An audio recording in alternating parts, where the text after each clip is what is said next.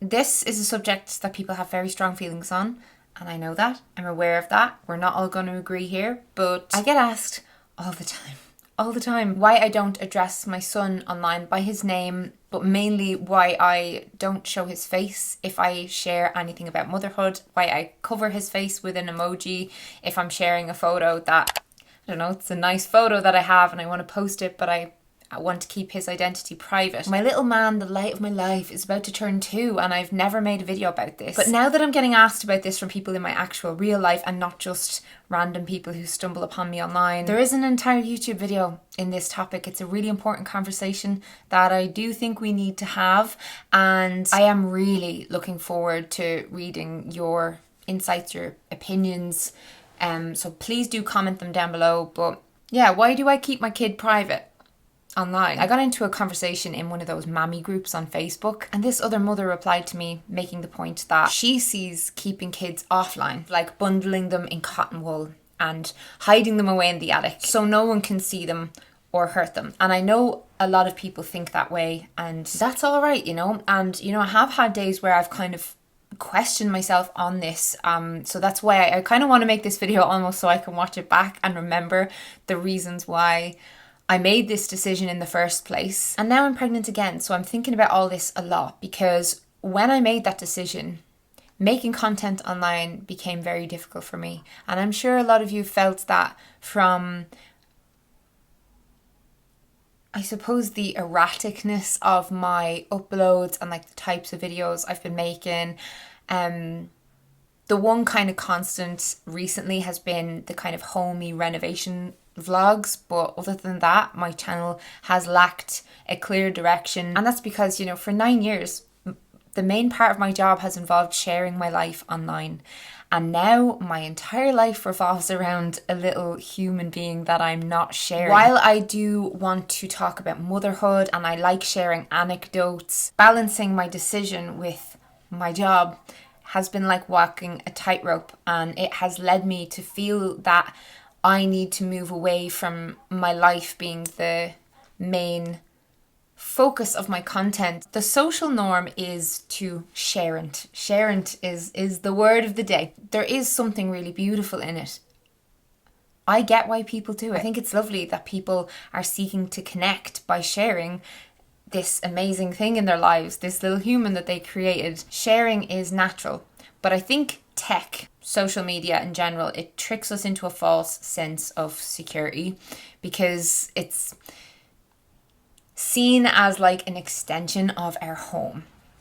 And in our home, we'll invite people around for tea and we'll sit there and we'll flick through photo albums with them and chat, and you know, we kind of do that online now as well, but photos of children can reach far more people than the people that they were intended for. They can remain online permanently. And I had to ask myself, will I be doing this because everyone else is doing it? Or do I believe it's best for my child? For the past 2 years, I've been like, how do I share my life? So stuff like breastfeeding, like day-to-day struggles, all of that, without sharing information that will identify my son. And for me, my boundaries, that meant no full face shots, no calling him by his name, and like I won't be sharing, you know, where he goes to school and things like that. I know more than most people that when you share images online, you immediately lose control over who sees them and what they're used for.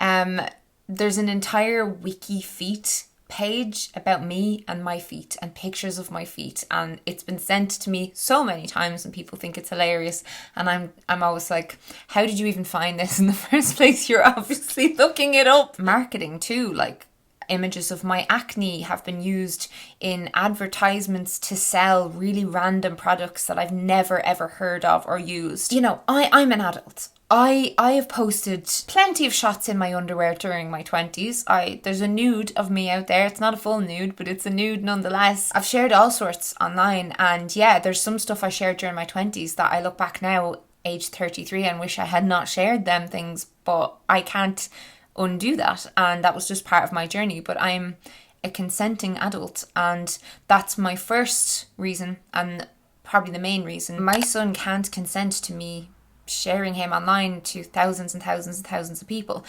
And this is a tricky, the ethics of consent around kids and social media. It's not black and white, because, you know, a lot of the big social media companies, they set age limits for when children are expected to be able to make informed decisions about sharing personal information with some of the world's biggest companies. And usually that age is 13. But the age of consent for most things is 18, where I'm from anyway. And 13, like 18, is a bit of an arbitrary number in that, like, it's not like you go to bed and the clock strikes midnight and you wake up and you suddenly are like, I'm ready to get drunk today. In the same way, a 13-year-old isn't suddenly going to know more about privacy than when they were 12 last week. As a parent, part of my job is to make choices on behalf of my son. I do this all day, every day. And so what are some reasons why I make the decision that I make on behalf of my son, and why so many people do, from celebrities to just, you know, your next door neighbour? I've had many followers tell me that they used to share their child, and then their child got older and they asked them to delete all those photos offline because they were embarrassed in school. There have been kids that have grown up and sued their parents over stuff that they shared about them online. You never know how things are going to go, and you never know how information is going to be used against a child in the future. I don't want to say the word, but I'm going to say something that sounds like the word: schmiedophiles, many of whom are trying to rebrand themselves as MAPS, meaning minor attracted people. I think there is a movement, a bunch of people who are in support of society essentially changing its view toward schmiedophiles and viewing it essentially as a sexual orientation. And I'll be honest, that shit terrifies me. There are a lot of these people who are literally making content with their face on camera and proudly, putting MAP, minor attracted person, in their bios, and it's just, I don't have words. And anyway, on this topic, something that is a huge problem nowadays, and a lot of parents aren't aware of the extent of this, of how well this technology works, is deepfakes. It's like almost like photoshopping but through video, and most of the deepfakes out there involving children are using photos that were obtained through social media of just random children, also children who, there are a lot of videos of these children, and they take the image of the child and put it on other videos and pictures that already exist to create pornography. And a lot of people in recent times have been talking about how a lot of children who are very much in the public eye, so many of their images and videos of them have been found on certain websites, and there's been just whole investigations into this stuff. It's really frightening. One influencer that I followed on Instagram, she didn't even have a massive following, but her daughter, who she used to post pictures of all the time, was with a childminder and was approached by a man who knew her name and was asking the childminder about her and saying hi to her and talking to her and all this. She got very upset and freaked out that this stranger recognized her. The childminder didn't know what to do, didn't know, is this someone in the family? Is this, it's really frightening. I know a lot of creators who did used to share their children a lot.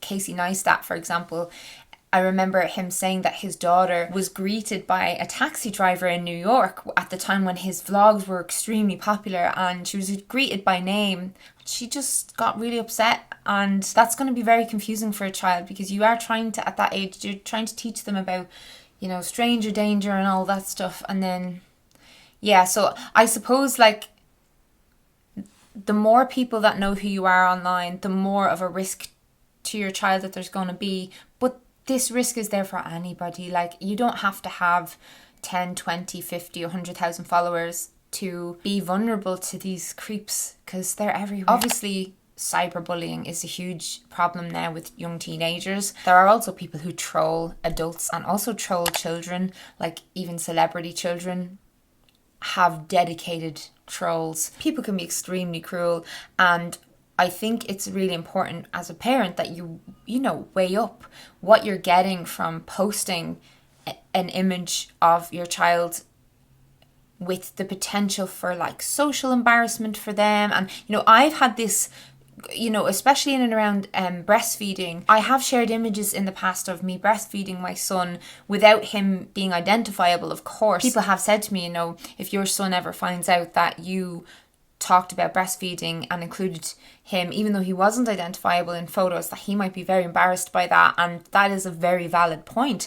And I had to weigh up the deep desire I had to help break down taboos around breastfeeding and to promote it and to encourage it. And yeah, also, like, you know, it was a massive part of my life for 2 years. I've only weaned him recently, and literally, like, the hours that a woman spends breastfeeding is basically similar to a full-time job. It was so much of my life, and I just didn't know how to not talk about it and to continue to make content online being my job. So I had a lot of things I was weighing up there, but yeah, again, that was another reason I was very much thinking, like, I probably shouldn't really, you know, put his name and his face out there. To me, sharing his image is someone being able to pull up a photo of him that really shows how he looks, and him being able to Google himself and find like a big treasury chest full of photos of him at all different ages and from all different angles. And it's just my goal that doesn't exist. Like, if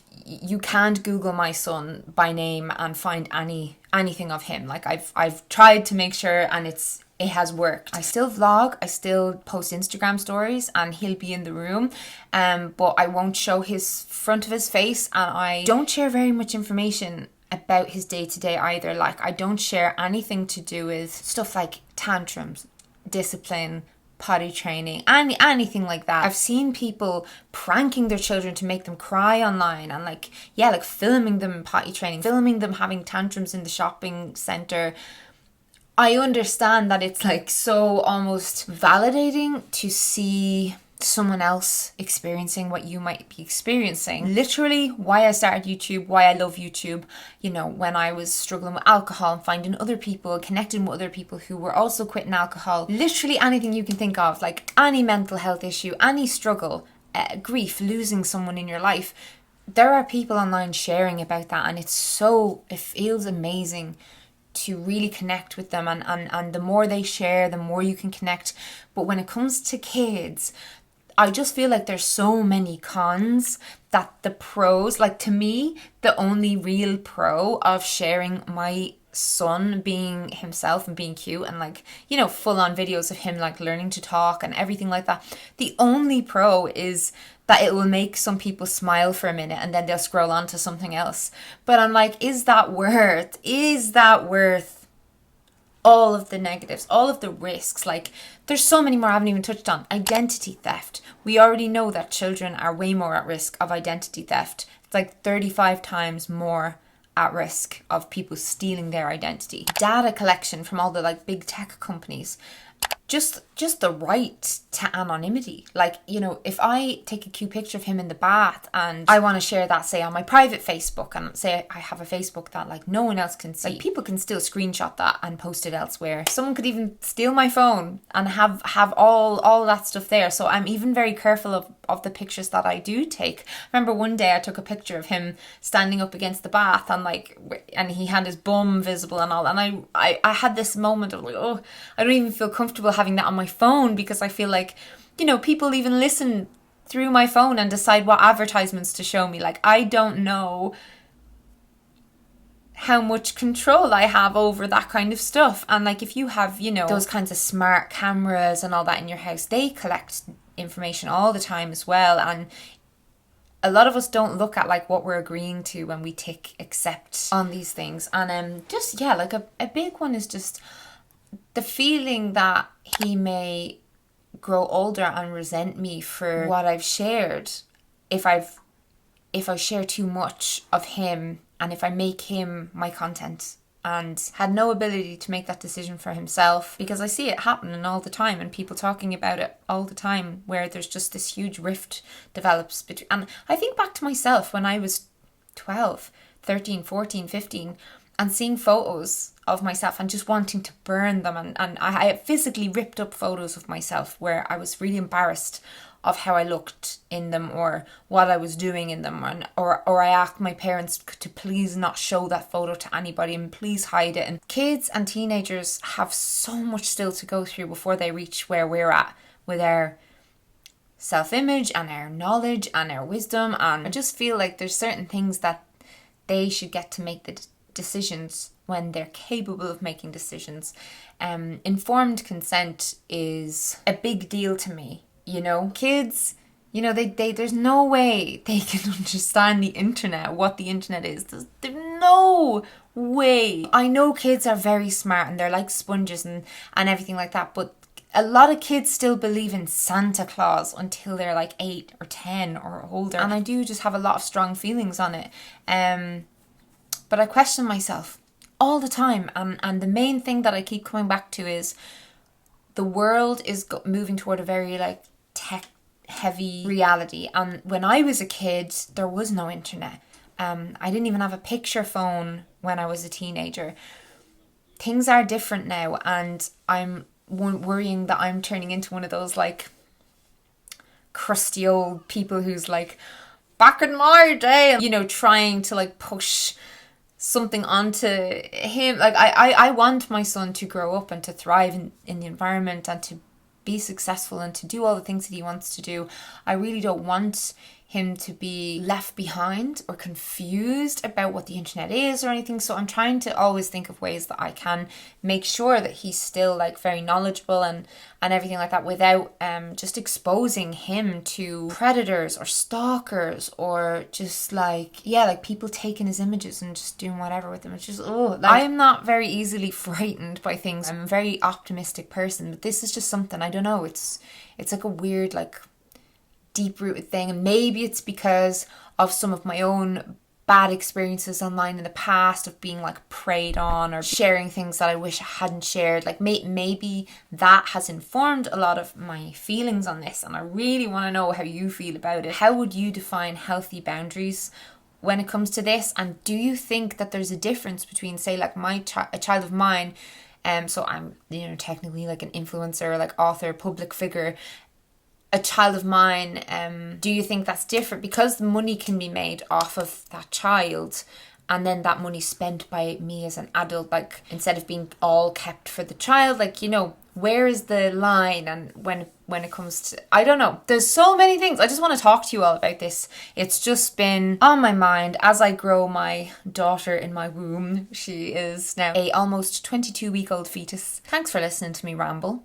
Hope you are still here. Let me know with a green love heart down below if you're still watching at this stage. Let me know what you do regarding your child and the internet and posting about them, or what you would do if you had a child. Not saying you want one, not saying you are going to have one, just like if, you know, hypotheticals. I'm very interested. I want to know if I'm in the minority, or if more people are kind of coming around to this way of thinking, because I don't know where I am on the spectrum of mammies. I have friends kind of on either sides of this, and you know, we're all very respectful of each other's choices. I'm gonna go. Thomas and my son are outside playing with a football and I really want to join them. So farewell, kisses, goodbye, goodbye.